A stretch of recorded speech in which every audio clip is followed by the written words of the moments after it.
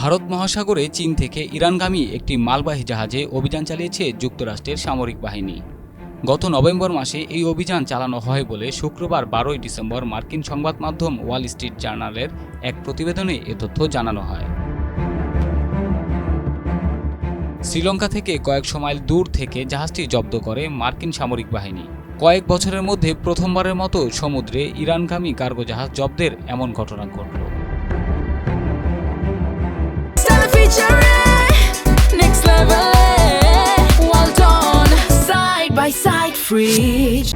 জাহাজটিতে প্রচলিত সমরাস্ত্র তৈরির জন্য প্রয়োজনীয় বিভিন্ন সামগ্রী ও উপকরণের চালান ছিল। অভিযানে মার্কিন বাহিনী সেই সামগ্রী সম্পূর্ণভাবে ধ্বংস করে দেয়। চালান ধ্বংসের পর জাহাজটিকে এগিয়ে যাওয়ার নির্দেশ দেওয়া হয়েছিল। এ সময় বেশ কয়েক ঘন্টা জাহাজটিতে অবস্থান করেছেন স্পেশাল অপারেশন ফোর্সের সেনারা। পরে শ্রীলঙ্কার উপকূলের কাছে আসার পর মার্কিন সেনারা জাহাজটি ত্যাগ করে নিজেদের যুদ্ধজাহাজে ওঠেন। অভিযানের পর জাহাজটি পুনরায় গন্তব্যের দিকে যাত্রা করে। এ ব্যাপারে জানতে চীন এবং ইরানের সঙ্গে যোগাযোগ করেছিল ওয়াল স্ট্রিট জার্নাল, কিন্তু দুই দেশের কোনো কর্মকর্তা এ বিষয়ে মন্তব্য করতে রাজি হননি।